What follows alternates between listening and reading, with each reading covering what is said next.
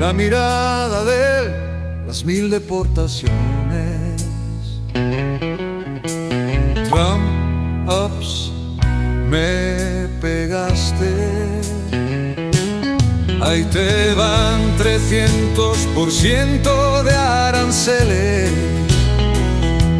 Le recordó a su novio pelón. Aranceles para la televisora. Deportado por ese microfonazo.